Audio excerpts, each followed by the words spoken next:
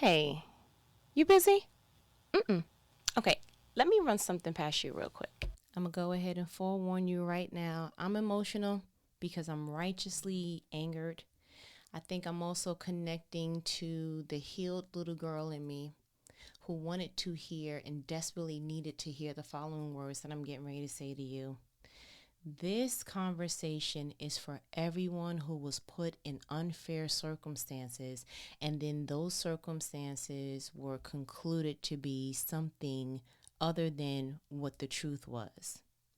That someone put you in a situation or created such a hostile environment, be it your childhood home, be it your adult home, be it your job, whatever it is, that someone didn't think enough of you to change the circumstances of your external environment. And instead, they put a blanket statement out that was unfair, that was according to how they viewed a thing and not looking at the comfortable or discomfort they put you in.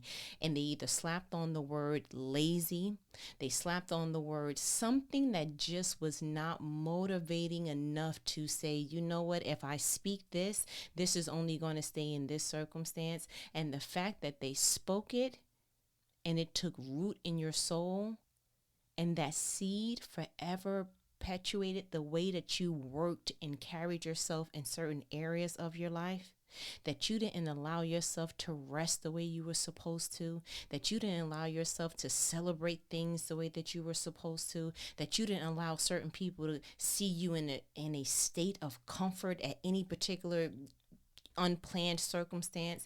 The fact is, someone spoke something over you because they put something around you that should have never been a part of your story, but you tried to rise to the occasion. And instead of them celebrating your efforts, they slapped on a phrase that forever bruised your soul. This is what that conversation is about.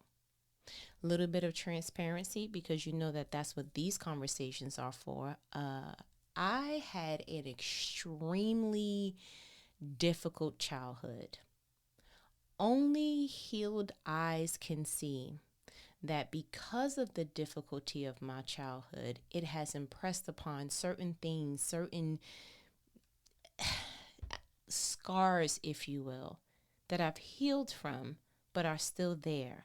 And every now and again, I look back at those scars and I go, oh, that's why they're scars. Oh, that was the perspective of the Pharaoh that was over my life at the time. Whether it be childhood itself or the jobs that I have allowed myself to be in before I realized my specific wiring. The thing about childhood being rocky is that when you get out of that particular training ground, you then go into certain other aspects of your life and you create the same training course. If home looks a certain way, how could you dare look comfortable somewhere else? So you may choose jobs that are equally as hostile. You may choose relationships that are equally as hostile. You may choose friendships that are just equally as headbutting. It's something about you looking for familiar because why not? You were in that environment for decades, and you're through your impressionable years and the first few decades of your life. So you think that somebody just comes out of that and goes, oh, better now, do something different. No, they try to find familiar. Even if you're finding people with familiar brokenness, you choose to go ahead and get that person and bleed with the same band-aid. And so you have wound mates, meaning people who actually share in your sameness in your wound. And so you think that you have so much in common, or oh my goodness, they feel like home, or it just feels like I've known you forever. And what you don't understand is that where you're broken, they too are broken. So you come together with your pieces to try to be whole. I am literally starting to see things so differently. And when I read this particular passage in Exodus 5, I said, oh my gosh, If I can go back and hug the littler version of me and say, no, no, no, no. See, what happened was you were raised by someone who had a difficult upbringing.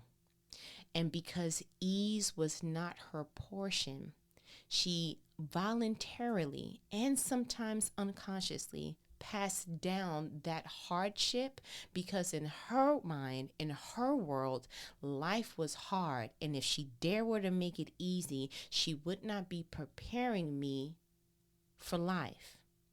The thing about that outdated thinking is you are not supposed to prepare me for the life that you survived in. You're supposed to be preparing your children for the life that God has for them. God will show you certain characteristics in your children. God will show you certain things that you're like, oh, that comes natural to you. Or, oh, you know what? That characteristic wouldn't be beneficial for you if you were to continue to hone it in that way. So when you start to see things that need to be sanded and shaved versus something that needs to be supported, that's how you go ahead and equip your children for the life that God has for them. So it was weird to hear that most of the time because my mother was number 7 of 9 children versus me being the eldest of 2. The variables are so much different that you couldn't possibly train me to live in the decades and the world that you survived in because A, that world is no more. B, we are decades apart. And C, our variables are different. But when someone has such a stain, sometimes they don't know no other way outside of just training you from the books that they graduated from. And I learned something new today. I'm going to be honest with you. For a couple of years, I struggled with the word lazy. It's almost as if it was spoken into my spirit, into my soul at an impressionable time in my life, in my childhood, that when it was spoken, I didn't realize that I had to shake it off for so many years. It almost went under the radar for so many years. Until I started to see that I was overworking myself and I was overachieving and everything that could possibly be over, I was trying to do that. I was trying to overperform. I was trying to outperform my peers. There was just so many things. I had this internal race going on and I had this internal clock just keep ticking in my ear. And I had to slow down one day and say, where is that coming from? And I had to admit after a while, after several different revelations, I just don't want to be lazy. But nothing about my life looked lazy. My cup was filled to the brim. My plate was filled with, it was no more room for anything else on the plate of my particular life. And it took for some people around me to say it, but it didn't really impact me until my husband said it. He said, there's nothing about you that is lazy. And I need you to stop saying that. And I was like, okay, but some of that was like, you're supposed to say that, you're my boo, and he was like, no, stop. Seriously. I want you to understand that you keep using a word that doesn't describe you. And I had to sit with that because it meant something more to me to have someone who lived life with me tell me that I was describing me inaccurately. That is the beauty of covenant. That is the beauty of having a close relationship with God. Because as a matter of fact, if I'm honest with myself, as I was using the word, it felt wrong. It felt like I was trying to describe something that may have been in a scene, but it wasn't me starring in it. And so I'm now trying to go ahead and utter these words, this 4-letter word. And it was like, I'm only repeating lyrics to a melody that someone else forced me to sing to.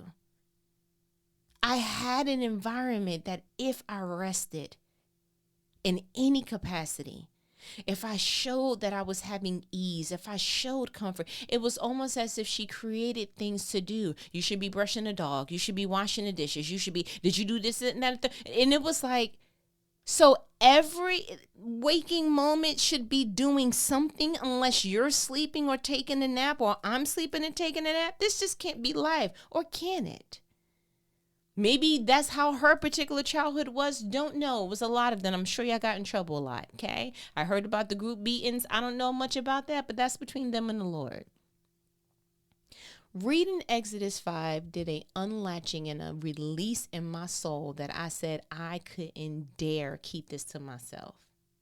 I'm going to read Exodus 5, and I want to start from verse 6.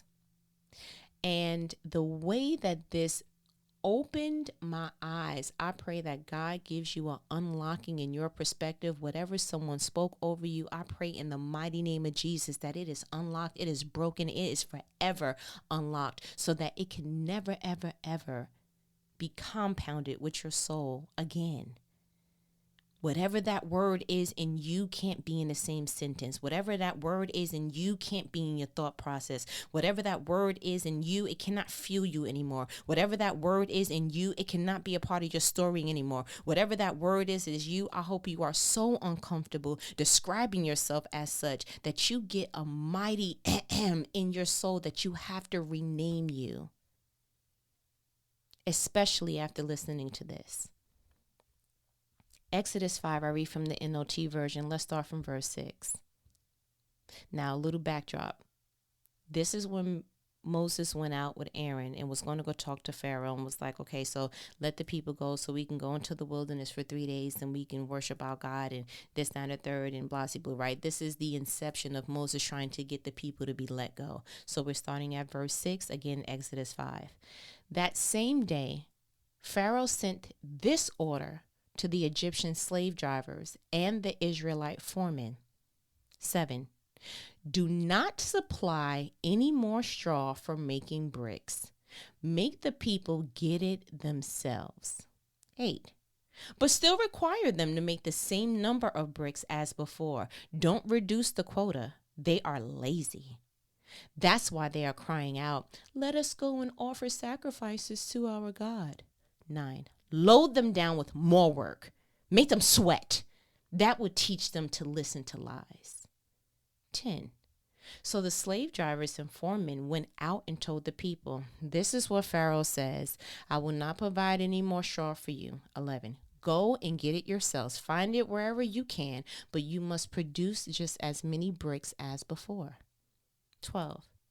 So the people scattered throughout the land of Egypt in search of stubble to use as straw. 13. Meanwhile, the Egyptian slave drivers continued to push hard. Meet your daily quota of bricks, just as you did when we provided you with straw. They demanded. 14.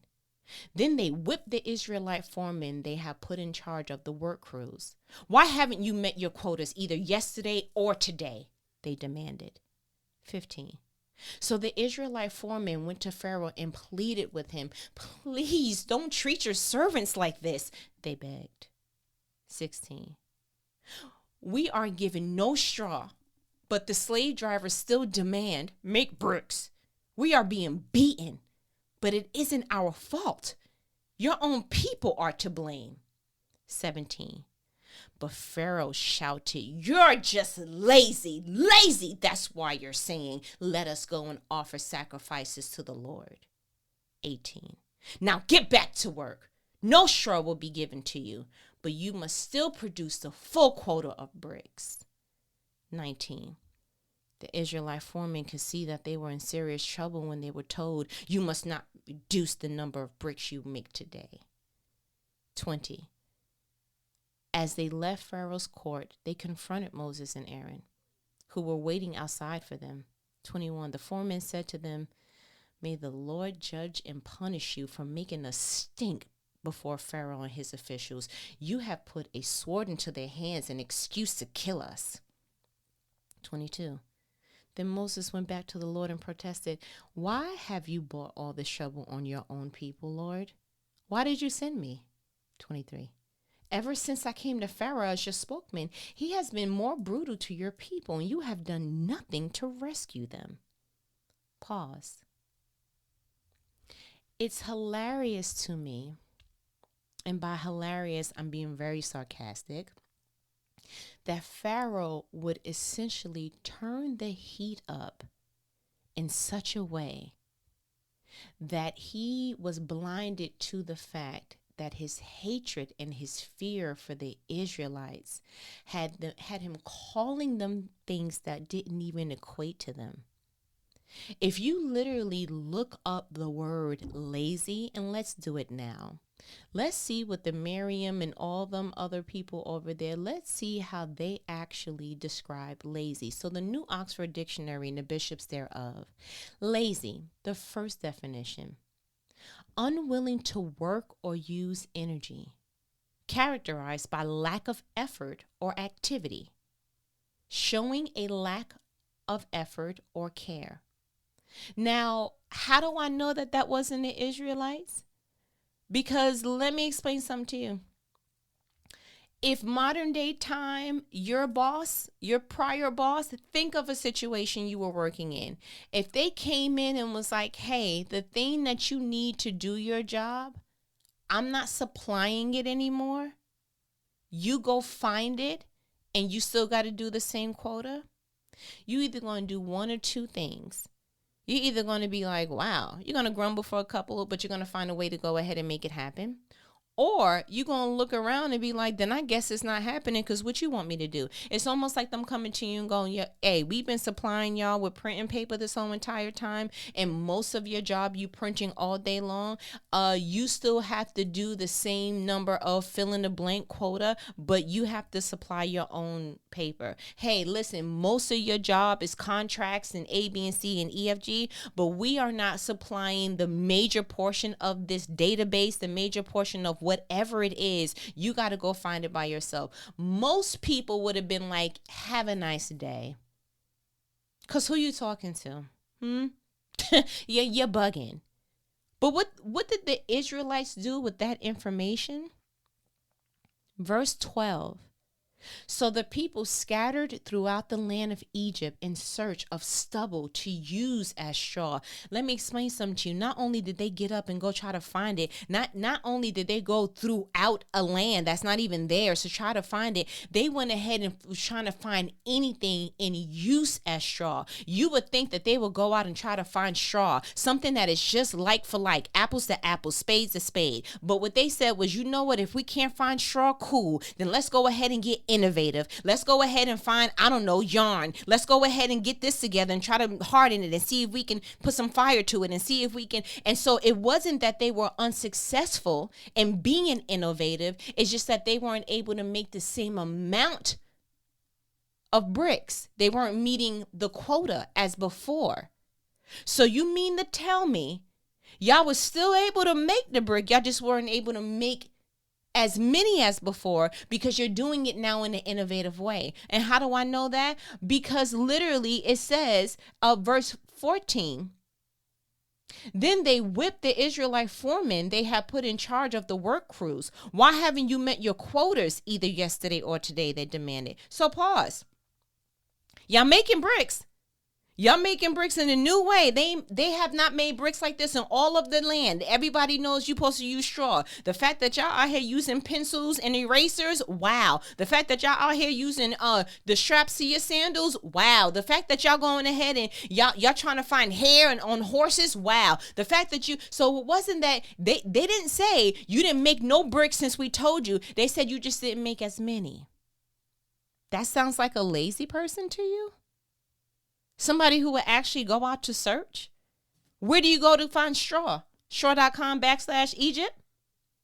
You know, where do you go to find it? They was like, I'm not even going to waste the time. We searching and we can't find it. So what we're going to do, we're going to find an innovative way to do it. And that's how you rise to the occasion. That's how you know laziness wasn't in them. They were trying to do it, but you know what? You really created a circumstance in which they couldn't survive, that they couldn't thrive. And so now they get in a situation. And because you don't like the fact that they weren't broken by your bitterness and your unfairness, you decided to mislabel them lazy. So we just going to completely look over the fact that you still are fearful of them. That's the reason why you even went ham in the first place. The only reason why all this is starting is because once you went ahead and started your kingdom, you're sitting on reign. You went ahead and looked at them and was like, yo, honestly, the Israelites, they strong, and they look like if we were to ever go into war and they decided they wanted to be an op, it's a wrap for us. Like, we want to go ahead and stop them in any way that they can. And so you started the stupid thing where, when Moses was a baby around that era, you were like, you know what, let's go ahead and, put all the babies in the now. And so all of this bitterness just continued throughout. And so you keep looking at people that no matter what you do, they survive. You keep looking at people that no matter what you say, they thrive. You keep looking at people that every time that you think, yeah, I broke them, you come back and they're mosaic art. Like, you keep looking at these broken crayons and wondering how they still coloring. You still look at these broken glasses and try to figure out why they still smiling, why they still having community, why do they still show up? And the fact that they didn't just turn around and start just beating on you low key just because they got tired of it shows an act of restraint that I will never understand. It is something for someone to be so bitter, they just let any kind of verbiage flow from their mouths, not knowing how it's going to impact your soul. No, you weren't lazy at your job. You were unmotivated.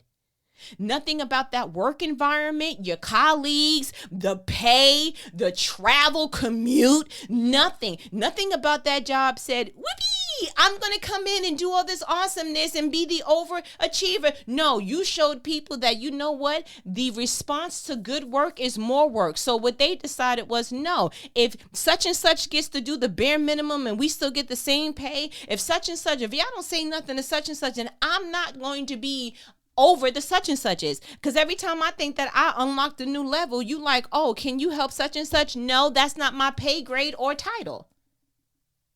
So you can't look at me like, oh, well, why aren't you a team player? I am, but I'm not the team manager. Yeah, I didn't come on board to then try to fix all the issues that were before me. That backlog, y'all can have a nice day. The way that this file room looks, y'all can have a nice day. And no, it's not that I'm lazy. It's not that my generation doesn't know how to get her done. It's the fact that we looked at the simplistic issue of, you thought I was going to come in here and be save a day and you not compensate or do anything that makes my life different. You go ahead and add an extra zero or some commas to this particular pay. You go ahead and put an incentive that naturally drives me. You go ahead and make it where it's like, yo, you know what? You can work from home and put something in place that entices what speaks to me, and watch how dope this home environment looks. If not for y'all, definitely for me. So you can't say I'm not a team player. You can't say, oh, whatever you're getting ready to speak into the situation that you're observing, first see if you added to the situation to make it better. How Pharaoh calling them lazy and you just made it more difficult for them.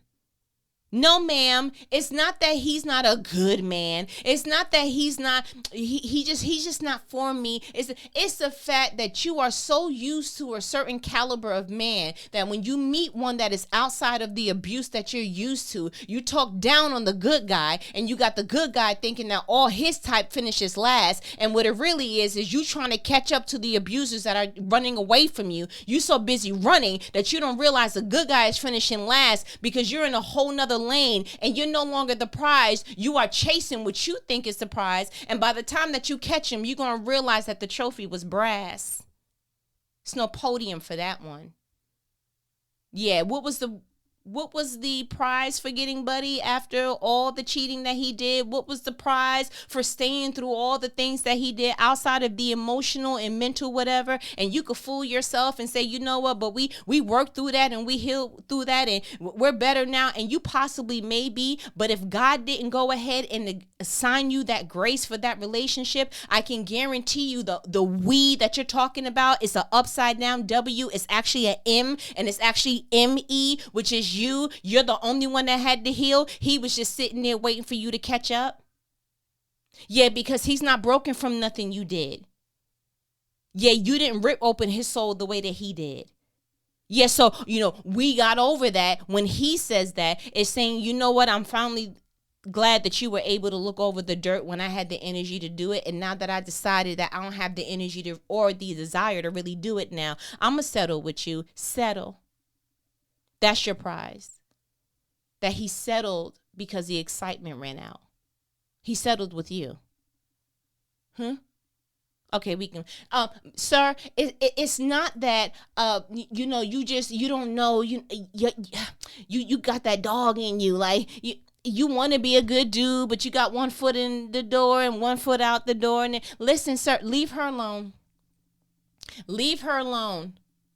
Stop trying to make these women something that they're not, and you're piecing together all the different things that excite you, and you're trying to put these labels on such and such, like, oh, if you would just do more of blank, if you would just do more of whatever. And what you don't realize is you're speaking labels into people because of the missing brokenness in your soul and the things that you need to fix that happened in your childhood with your mom. And so because you never had a woman really cater to you, when you get a woman that really does, it's that she's not exciting enough. It's that she's not dramatic enough. She's not causing you to really have to chase and worry about her. And because that's what you were used to doing in your childhood, she doesn't really excite you.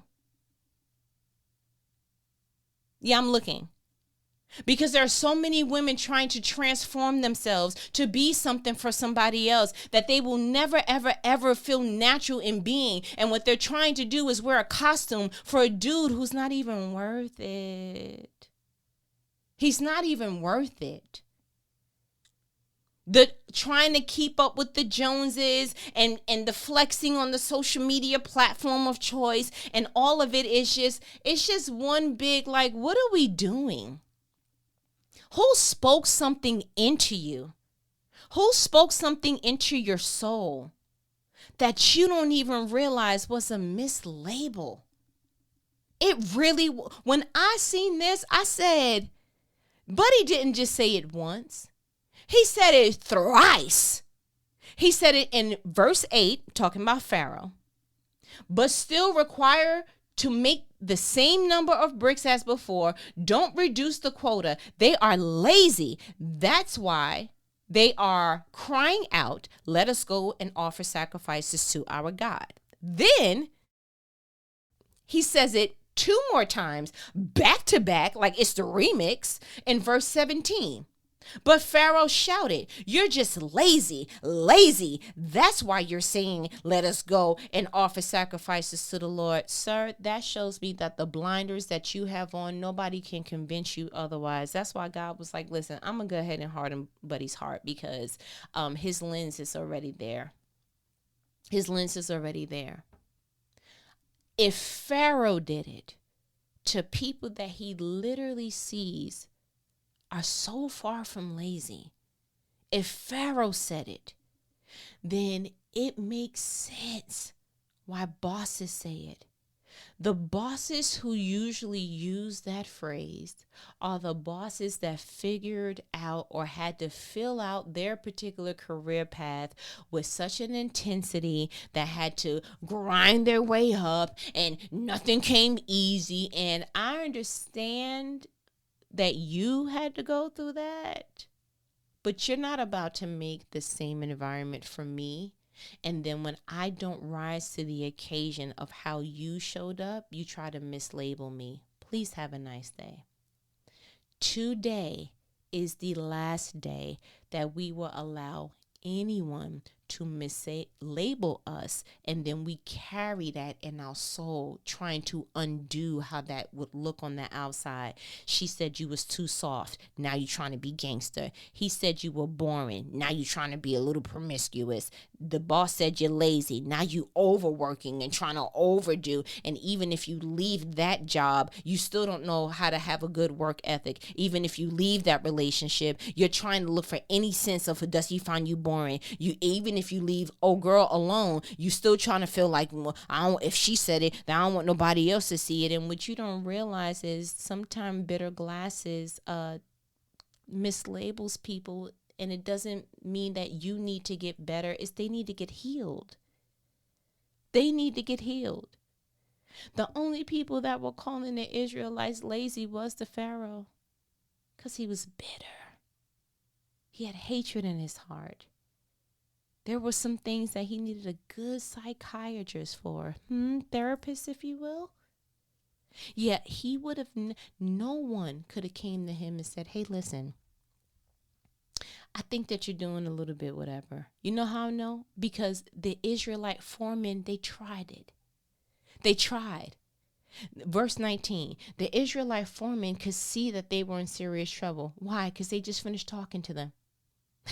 He just finished talking to, and it's not like they were being, like Blue's Cluesy. They were really direct. Verse 15, so the Israelite foreman went to Pharaoh and pleaded with him. Please don't treat your servants like this, they begged.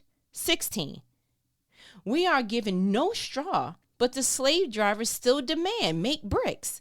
We are being beaten, but it isn't our fault. Your own people are to blame. The very next verse, verse 17. But Pharaoh shouted, you're just lazy. That's why you're saying, let us go and offer sacrifices to the Lord. 18. Now get back to work. No straw will be given to you, but you must still produce a full quota of bricks. Pause. Have you seen that this man said anything different from when we first started reading in verse 6? That's because pharaohs cannot be convinced otherwise. And yeah, in this particular instance, God did harden his heart, but that's the same stance of the people who mislabeled you in your life. It don't matter what you could have said to old girl, she still would have saw you through that lens. It don't matter what you would have done. You could have jumped through hoops and hurdles for old boy. He still would have saw you through that lens. It doesn't matter what you achieve and how you go ahead and do. They still gonna look at you through that lens. And you just got to get to the place that you realize, you know what? I'm not lazy. It's how you view me because of the bitterness in your heart. But I'm going to get better. I'm going to go ahead and free myself from it. I'm going to acknowledge, I'm innovative. I would be more whatever they're saying if I was motivated to do so, if I was treated well, if the environment helped me to thrive, if I was able to go ahead and spread my wings and do it the way that I really wanted to do it, if I didn't feel these pressure and time constraints, if I didn't have these deadlines and these due dates, if I didn't have, and so what you're doing currently is to just preserve where you're at, but don't you dare let no Pharaoh speak nothing on you that is not even of you. Don't you dare. And as a matter of fact, say it now. And I mean it. I don't care. Well, say it in your heart the way people say to do it in church. I am not lazy. I am not what Pharaoh called me. I am God's masterpiece. And I am not lazy. I pray that penetrates your soul for the remaining of your waking, walking life. Don't you dare make another decision, another adjustment, another anything because of the words that were echoed in bitterness. Do you understand that? Okay. Listen, I feel like you got what you needed. Okay? Yeah, you know what these conversations are though, right? They are life-provoking conversations that not the average person's going to have with you, but who? Your favorite homegirl. You need a YouTubes. Your girl's on YouTube. You should be watching the videos. If not, that's between you and the Lord. Created the number 2 multiply. Yes, that's what she is on YouTube. And created the number 2 multiply.com for all the things that are all of the things. You had the whole e-course for weight. You got the YouTubes. Listen, you got stuff to go look up. So I'm going to go ahead and let me go. We talk later. Later.